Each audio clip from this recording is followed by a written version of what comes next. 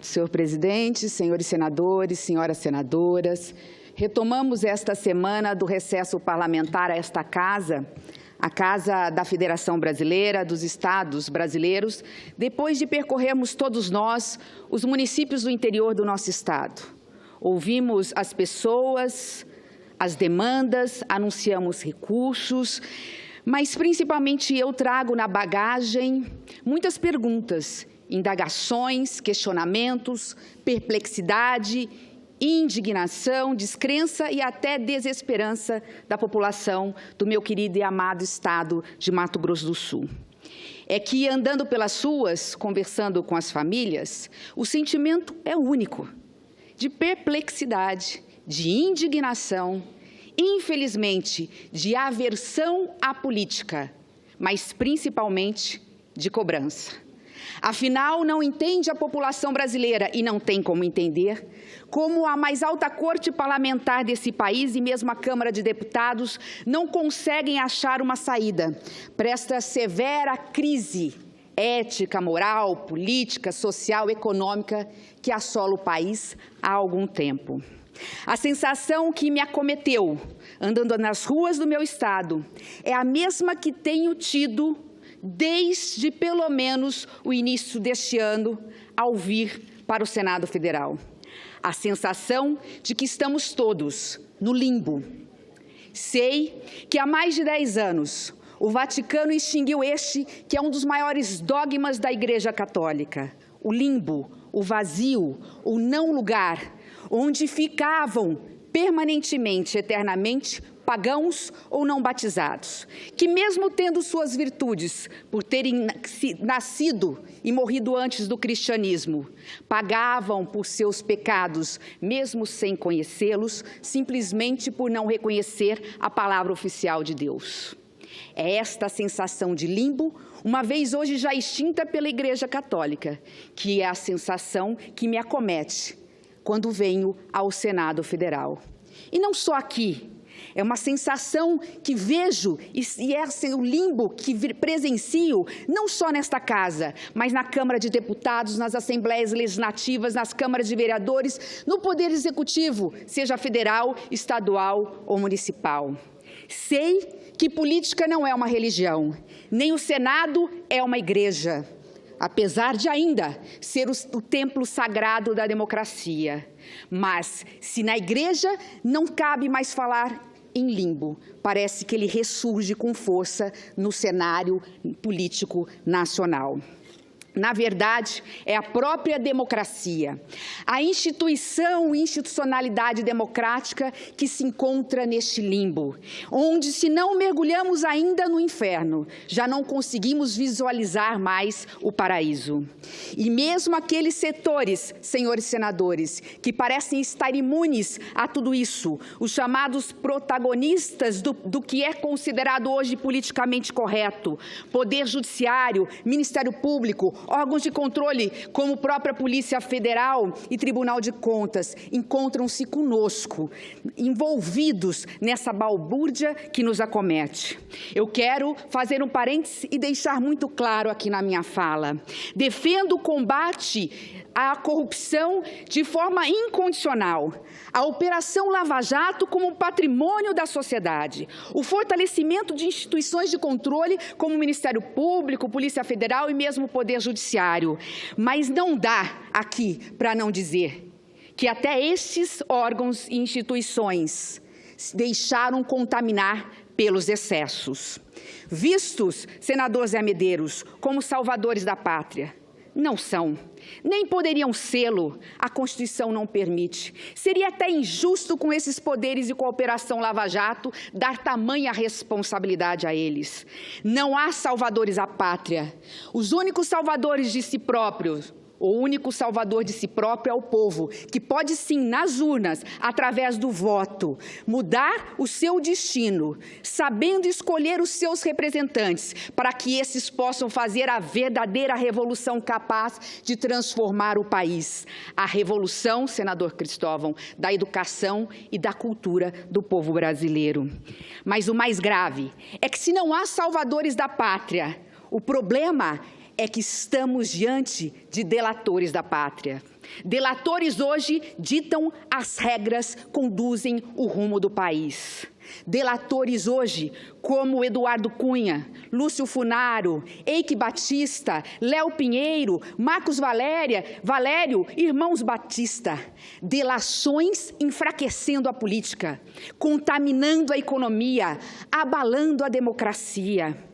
Este é o grande mal dos excessos. Eu pergunto se estaríamos ainda vivendo numa democracia. Temporariamente, o governo da maioria, como assim é conhecido a democracia, deixa o espaço e cede o seu espaço a talvez, quem sabe, chamada delacracia, o governo das delações. Aqui, repito, não vai aqui nenhuma vírgula ao trabalho da Operação Lava Jato do Poder Judiciário, ao contrário. Vejo este poder fazendo a faxina ética e moral necessária, mas ele não é suficiente e a Operação Lava Jato não vai consertar este país. Hoje estamos no limbo, e este limbo contamina, sim, todas as instituições. É porque no sistema constitucional brasileiro somos poderes independentes, mas harmônicos, e essa harmonia impõe a interdependência. Exemplos simples mostram como o enfraquecimento de um poder atinge diretamente o outro. Quando votamos o orçamento nesta casa, estamos votando o 12º dos demais poderes. Quando fiscalizamos o Poder Executivo, somos fiscalizados pelo Judiciário. No sistema de freios e contrapesos, estamos todos conectados. O que fortemente nos abala atinge diretamente as demais forças. Somos nós que indicamos ou que aprovamos, após uma sabatina, o nome de um membro do Supremo Tribunal Federal. Mesmo um presidente da República denunciado por possíveis crimes cometidos no exercício do mandato, depende da autorização da Câmara de Deputados. Esses exemplos para dizer que hoje enfraquecido o Poder Legislativo, hoje no limbo o Poder Legislativo, embora o limbo seja o não lugar, ele está se movendo e se expandindo e nos atingindo num grande buraco negro. É este poder combalido, hoje do Executivo, paralisado hoje do Legislativo, esses poderes todos contaminados que estão também tendo como resultado final o contágio e contaminando a sociedade como um todo. A sociedade, hoje sem expectativa de mudança, encontra-se mergulhada na descrença e na desesperança, na democracia, no país e no futuro. Poderíamos continuar aqui no mundo das metáforas religiosas, dizendo talvez que estejamos diante de um ateísmo político. Aquilo que nada crê, aquele que nada crê. Estamos diante, talvez, do que os sociólogos vêm falando constantemente, no estado social de anomia. Na anomia social, onde não mais acreditamos em nada, nem mesmo no poder que nos oprime. É a negação da negação. Chegamos a este ponto, as instituições não mais funcionando. Chegamos a tal ponto de esconder ou tentar tampar essa realidade que conseguimos e temos a coragem de dizer, mas apesar de tudo, as instituições ainda estão funcionando. Eu pergunto aos senhores, será que estão? Será que estamos ainda diante da democracia e diante de instituições em amplo funcionamento? O cerne de uma democracia exige e impõe poderes fortes, não combalidos, não cerceados, não limitados no seu poder. E assim, ao invés de construirmos estradas por onde passar, erguemos muros e impedimos a saída, o caminho. A sociedade nos segue, senador Cristóvão, porque nós somos o reflexo e o espelho dela. Aqui muito vemos falar que o Congresso Nacional, que a classe política é corrupta. Quem somos nós a não ser fruto da sociedade? Aqui representamos as mais diversas matrizes ideológicas, políticas, religiosas e classes sociais. Somos uma amostra da sociedade. Na sociedade, também há corrupção, também há desonestidade, também há incompetência. Há também na classe política, mas tanto lá quanto aqui, é uma minoria. Infelizmente, é que o espelho, o reflexo, aquilo que se mostra através da mídia, é apenas o lado ruim, o lado negro, o lado negativo da política. E ao perceber isso, as chamadas, entre aspas, boas almas, já não querem fazer política, porque boas almas e limbo não se misturam.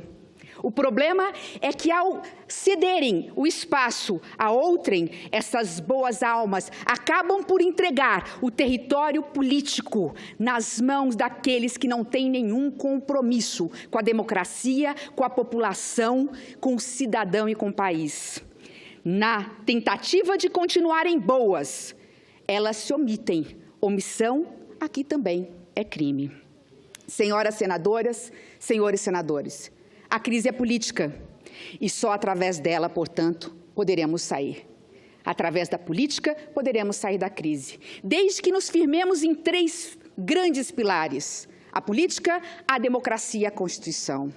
Os problemas enfrentados numa democracia se resolvem dentro da democracia, à luz da lei, da ordem jurídica da Constituição, através da política.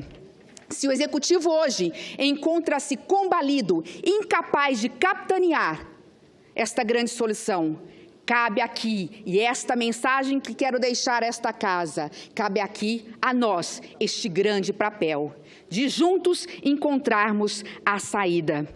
O Senado, senador Cristóvão, nunca faltou ao Brasil.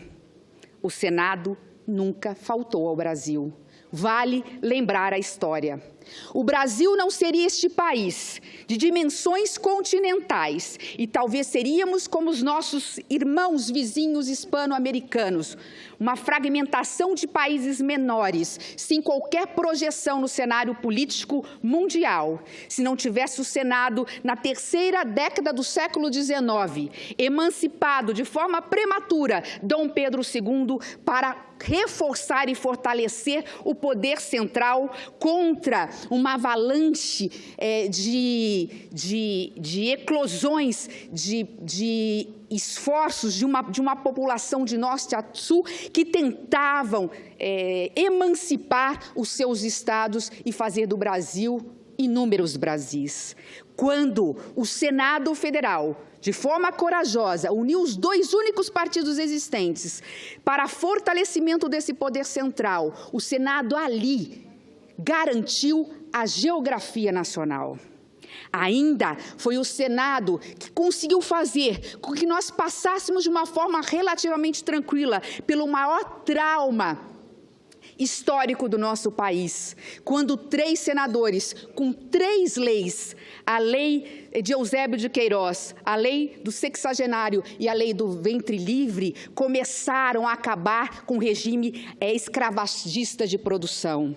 Ali, com atitudes do Senado Federal, começamos a abrir um caminho relativamente pacífico para que a Lei Áurea, atestado de morte da escravidão no Brasil, pudesse passar, pudesse ser aprovado. E, com isso, pudéssemos nos encontrar com a grande matriz ética do nosso país e tentar uma reconciliação com o povo negro, que é o grande construtor da história do país. Naquele momento também, o Senado marcava de forma decisiva a história do Brasil.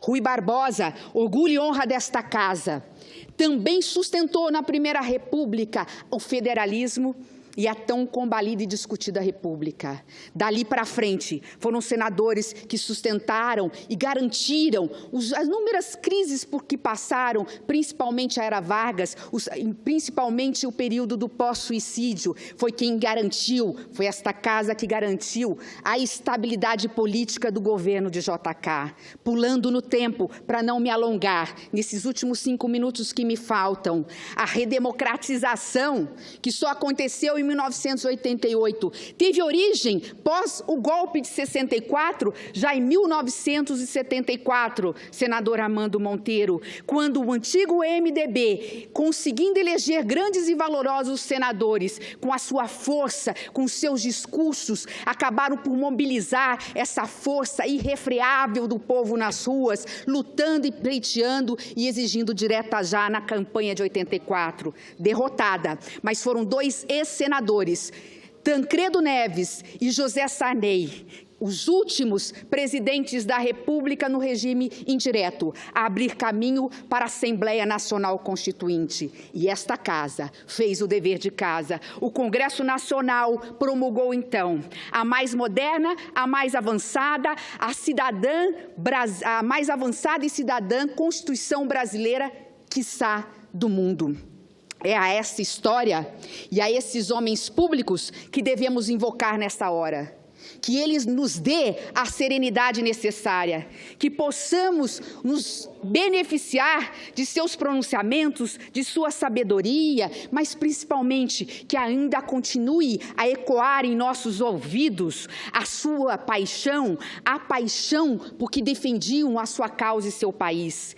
Se eles foram capazes de se unir, independente de posições ideológicas e partidárias, nos momentos mais difíceis e cruciais da história, agora, neste momento de encruzilhada histórica em que vivemos, onde não temos outra saída a não ser apontar a saída para o país, é hora, senador Jorge Viana, que preside neste momento essa casa, do grande pacto nacional, grande pacto nacional a favor do país. Já estou nos meus últimos 3 minutos, vou ao final dar a parte ao senador Cristóvão, mas não sem antes aqui poder continuar dizendo que é hora da verdadeira política voltar ao cenário nacional. Aquela que se escreve com P maiúsculo, aquela que ao invés de nos envergonhar, nos orgulha, aquela que é o único caminho necessário a conduzir o país para o futuro que ele merece.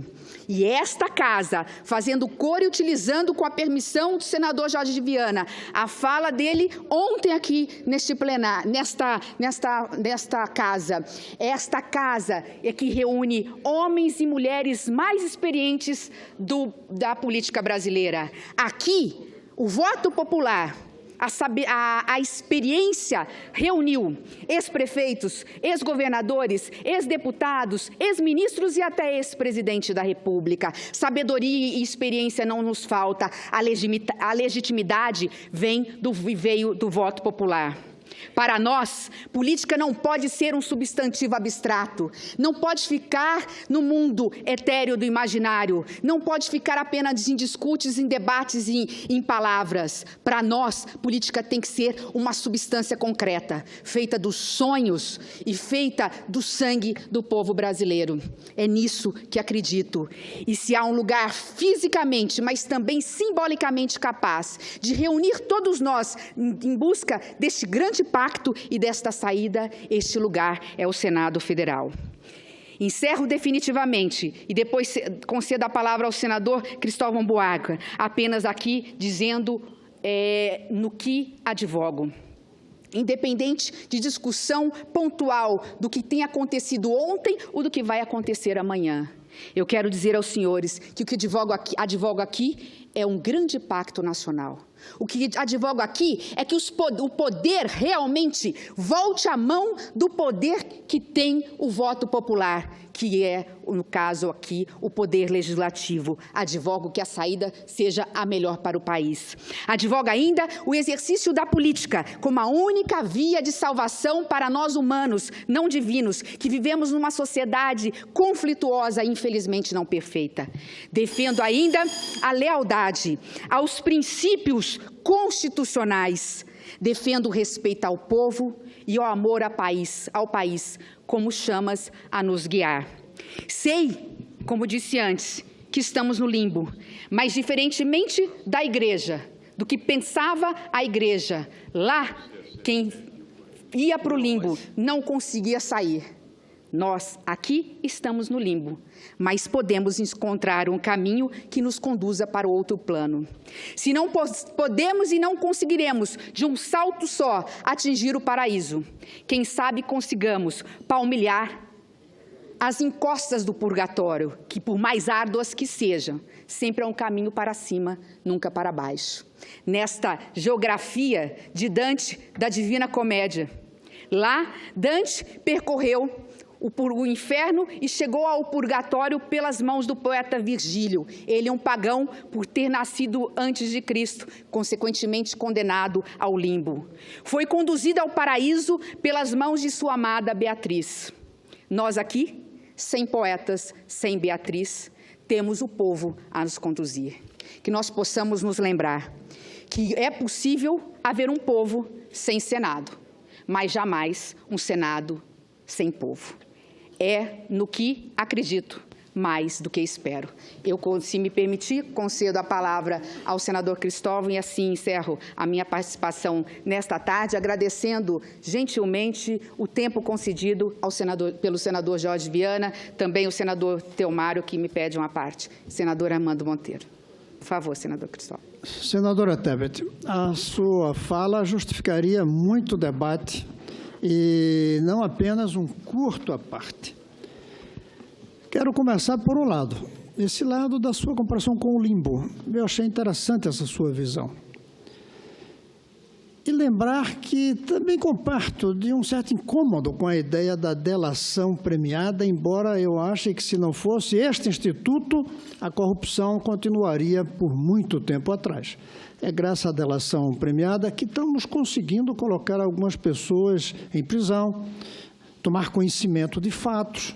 Sem a delação premiada, isso não aconteceria. Mas o que eu lamento é que eu não vi ainda, ninguém viu ainda uma autocrítica sem necessidade de prêmio. A delação surge porque não há autocrítica. Ninguém errou. Ninguém chegou ainda para a opinião pública e disse: eu quero confessar meus pecados. Não teve. Eu nem vou falar do que acontece em outros países, que é suicídio, que é ostracismo, depois de cometer fatos como esses que foram cometidos. Eu nem falo isso, eu falo autocrítica. Eu até não gosto nunca de fulanizar, mas eu não imagino um homem com a história de um Zé Disseu fazendo um dia delação premiada. Mas eu gostaria de ouvir uma autocrítica do Zé Disseu. Ou então dizer com alto e bom som que não cometeu qualquer erro. Por que não dizer o que fez, o que não fez, por que fez, e dizendo: não quero prêmio, não quero redução de prêmio, de pena. Eu quero apenas contribuir com o meu país para fazer uma grande reflexão. A senhora falou em limbo. É hora de falar, por conta disso, em arrependimento. A gente não vê manifestação de arrependimento nem dos que fazem delação premiada. Eles fazem e terminam mantendo o seu dinheiro e continuam ricos. Pagam uma parte da propina como se fosse uma comissão pelo roubo que fizeram. Está faltando confissão, arrependimento, autocrítica, ao lado das delações premiadas, que é uma forma de comprar a confissão, a autocrítica, o arrependimento. Aliás, nem compra o arrependimento. Felizmente temos a delação premiada, mas é lamentável que não tenhamos a autocrítica histórica, sem necessidade do prêmio, querendo sair do limbo e ir para o céu, graças à manifestação dos erros que cometeu. Esse é um ponto, mas tem outro, além de muitos, que é preciso chamar a atenção. A senhora disse que as instituições não funcionam. Eu até diria que estão funcionando de uma maneira doente, precária. Então, nossas instituições funcionam, mas doentes, e doente por falta de credibilidade. E vamos falar com franqueza, já que eu falei em autocrítica, de todos nós. O eleitorado hoje, a população, talvez tenha menos uns do que outros desconfiança, mas tem desconfiança sobre todos nós. A senhora falou, não pode haver Senado sem o povo, mas hoje nós estamos tendo Senado sem senadores. Basta olhar como está esse plenário numa quinta de manhã.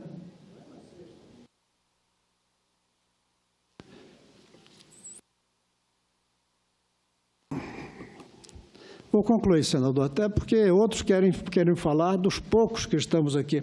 Então, não tem Senado sem povo, mas não tem Senado sem senador. Está faltando senador hoje. Senador na plenitude desta palavra. E aí, para concluir, eu creio que a senhora trouxe bem o desafio para o futuro num grande pacto, ou acordo, ou consenso.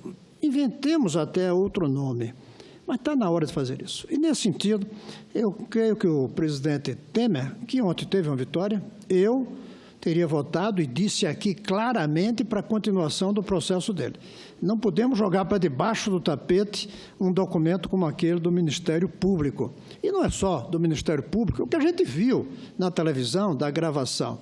Eu creio que deveríamos ter mantido, digo nós, o Congresso, mas o presidente Temer venceu ontem.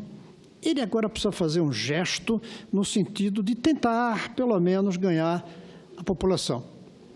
Eu sou favorável às reformas, mas tem que ser convincente nessas reformas.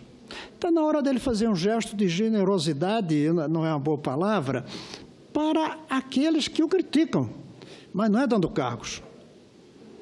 Eu creio, aliás, que ele deveria fazer uma reforma ministerial e não trazer nenhum parlamentar. Nenhum. Porque hoje nós não somos o time de mais credibilidade nesse país. Ele colocou um presidente da Petrobras técnico, que, aliás, Fernando Henrique usou como ministro. Tem outros brasileiros desse tipo, capazes de trazer. Ele perguntou aos parlamentares quanto eles queriam para votar nele. Está na hora dele perguntar aos parlamentares quanto é que vocês querem pagar para votarem contra as reformas, porque o Brasil precisa delas.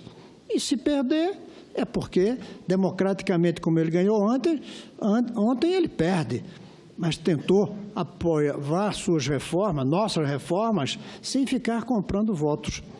Eu creio que é a hora do presidente Temer sair dessa visão só de apoio no parlamento e, às vezes, comprando por apoio de simpatia, de compreensão, de entendimento na opinião pública. Está na hora dele se perguntar todos os dias como é que faz para ter credibilidade. Esse é o desafio dele. E não há nenhum momento melhor para fazer uma inflexão do que depois de uma vitória que ele teve ontem. Vitória que eu lamento, mas que eu reconheço, que como democrata ganhou. Então eu reconheço essa vitória, lamentando.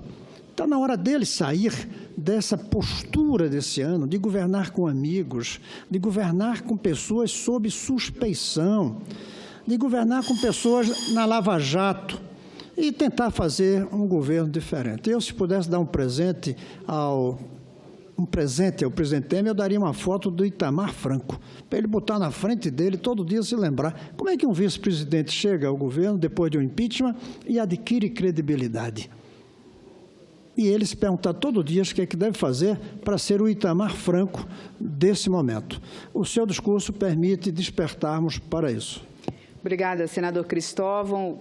Vou incorporar com muito prazer a parte de Vossa Excelência, nosso pronunciamento, e agora também com muito prazer que ouço o senador Telmário. Senadora Simone, muito obrigado pela parte. Senador Jorge, nós estamos em poucas pessoas e a senadora Simone, ela trouxe hoje à tribuna uma reflexão que é importante, que a gente aqui possa realmente aparteá-la. E a senadora Simone, ela trabalhou, ela já ocupou o cargo legislativo e executivo. Ela nasceu num berço político da mais alta qualidade, digamos assim, do melhor respeito, né, pela seu pai, etc., e o comportamento dela, tão querida que ela é. Quando ela chegou nessa casa, a senadora Simone, ela ficou a observar. Um período, ela ficou a observar, parecia que ela veio pelo silêncio.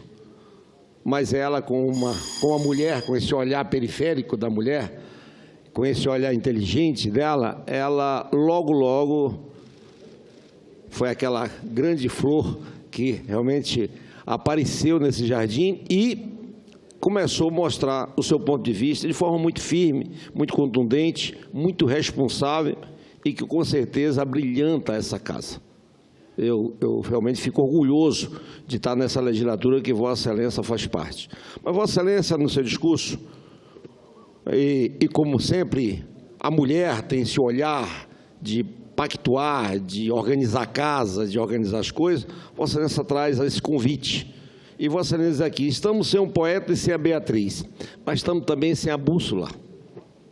E quando você não sabe o caminho que quer seguir, todos os caminhos te levam a lugar nenhum. Te levam a lugar nenhum.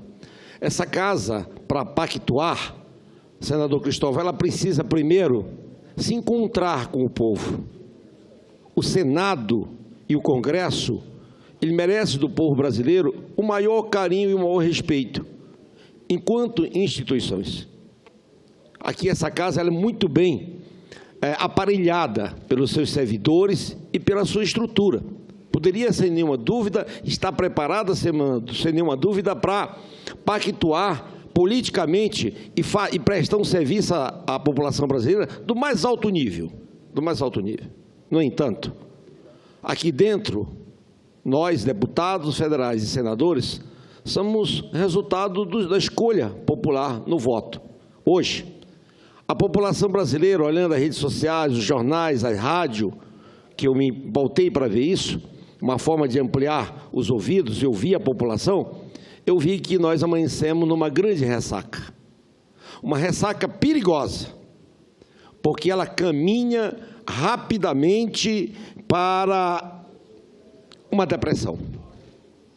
Uma depressão. Quando a população entra depressivamente na política, ou entende a política depressivamente, aí sim, ela perde o sonho, perde a esperança e pode ser até o sistema anarquista. Então, Vossa Excelência, em boa hora, em bom tom, convida essa sociedade, convida o Congresso, de uma forma geral, eu não entendo que é só o Senado, para que ele se encontre com a população. Agora, se encontrar com a população é abrir os ouvidos para a população. Não fazer aqui olhos de camaleão, olhar um para cima e olhar outro para baixo. Ou nós olhamos numa só direção, ou nós não vamos chegar aos nossos objetivos. Eu tenho um carinho enorme pelo senador Cristóvão, mas quando ele fala que alguém tem que vir aqui, senador Jorge, e dizer, abrir o seu coração, confessar o seu pecado, eu não sei se é isso que o povo quer, não. O povo quer, agora, ser ouvido. O povo quer participar efetivamente disso. Ou então, cai na diversas desilusão. Não adianta você agora, Michel Temer, outro. Michel Temer teve uma vitória, ganhou perdendo. Ganhou perdendo. O dinheiro que foi gasto em emendas, em liberações, em cargos, não teve uma vitória robusta. Está sem força, talvez amanhã, para atender o mercado, que o mercado vai cobrar muito e ele cobra bastante. Eu acho que esse Congresso tem que se encontrar com o povo. Muito obrigado. Obrigada, senador Theomário. Obrigada pelas palavras carinhosas, fruto da nossa amizade. Mas, se Vossa Excelência me permitir, então, eu faço uma retificação na minha fala. Quando eu disse que não temos mais poetas, nem Beatriz, mas o povo a nos conduzir, me permita, aproveitando a partir de agora e desde agora para sempre, o termo que Vossa Excelência acabou de mencionar. Não temos poeta, não temos Beatriz, mas temos o povo, nossa bússola, a nos guiar. Com prazer, senador Armando Monteiro. Senadora Simone, eu queria me congratular com o pronunciamento de Vossa Excelência e dizer que Vossa Excelência tem revelado aqui ao longo da sua, quer dizer, na sua atuação parlamentar, uma posição que nos inspira aqui nessa casa. Vossa Excelência alia o melhor da tradição política e, quando faz esse reconhecimento, eu diria que revelando o conhecimento da história brasileira, da história recente, da história republicana, o reconhecimento ao papel dessa casa, ao papel do Senado Federal, dessa instituição, da Câmara Revisora, do papel moderador que essa casa exerceu ao longo da nossa vida pública, de um país que durante muito tempo tinha como marca a instabilidade quase que permanente. Então, é muito importante que o Senado da República, nesse momento da vida nacional, possa refletir sobre o seu papel na perspectiva da sociedade que nós queremos construir no futuro. Eu quero concordar inteiramente com Vossa Excelência quando Vossa Excelência diz que o verdadeiro encontro do Parlamento com a sociedade brasileira se dará é quando, através do voto popular, né, e a partir de 2018, quando teremos eleições gerais, eu espero que, finalmente, o Brasil possa promover verdadeiramente um encontro que nos conduza à construção dessa sociedade do futuro. Eu lamento, sinceramente, o que ocorreu ontem. Eu acho que ontem nós assistimos uma espécie de apoteose do fisiologismo. Ontem, o que se revelou verdadeiramente é que o atual grupo que está no poder revela um absoluto domínio do código de um sistema apodrecido, na melhor expressão, e eu quero homenageá-lo, do jornalista Ricardo Noblar. Ou seja, o sistema revelou absoluto domínio do código que opera um sistema político apodrecido. No entanto, nós sabemos que esse governo, o seu papel é fazer essa transição, mal ou bem operá-la. Agora, qual é o nosso papel, o papel do Senado Federal? É nos voltarmos agora para uma agenda substantiva que dê resposta à imensa inquietação da sociedade brasileira, agravada pela crise econômica, pelas tensões sociais dela decorrentes. Veja, Vossa Excelência, essa questão da segurança pública, que revela essa patologia social.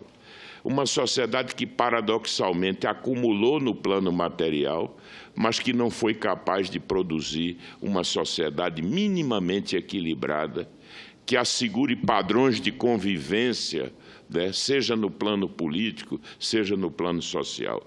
Então, para não me estender, eu me congratulo com Vossa Excelência. Vossa Excelência é uma voz lúcida, Vossa Excelência tem a sensibilidade que haverá sempre de nos produzir o melhor ambiente nessa casa, para que a gente possa verdadeiramente desempenhar o papel que nos cumpre nesse momento tão importante da vida do nosso país. Obrigada, senador Armando. Agradecendo mais uma vez a oportunidade pelo tempo, presidente, mas para poder ficar registrado aqui duas coisas, senador Armando. Primeiro, que quando Vossa Excelência mencionou o episódio de ontem, eu fiz questão de deixar claro na minha fala que o que me trouxe a essa tribuna não é um fato isolado do ontem, mas do que vem acontecendo no passado recente da história brasileira. Talvez ali se encerrou um lamentável episódio, capítulo da política brasileira. E Vossa Excelência, muito feliz, só não quis adiantar porque estava numa parte, mas Vossa Excelência deu talvez o recado melhor que eu. Eu disse que precisávamos encontrar uma saída. Vossa Excelência quase que quis dizer qual era. Talvez o grande papel neste momento imediato dos próximos 30 dias seja abrir o caminho para que o povo possa efetivamente ter a legitimidade do seu voto na urna e poder efetivamente escolher as opções por nós oferecidas. Falo aqui da nossa grande responsabilidade urgente e premente de fazer a mãe de todas as reformas, que é a reforma política. E aí encerro aqui fazendo uma referência à fala do senador Cristóvão. O senador Cristóvão disse que quando eu afirmei que não havia, podia haver povo sem Senado, mas não Senado sem povo, e o que o preocupava é que o mais grave é não ver no Senado senadores, eu posso garantir que a história registrará que o Senado Federal teve um senador da dignidade, da grandeza, do conhecimento, da capacidade de Vossa Excelência, da capacidade e genialidade do senador Cristóvão, fazendo referência aí a todos os grandes amigos e amigas senadores que eu vislumbro como colegas nesta casa. Muito obrigada, senhor presidente.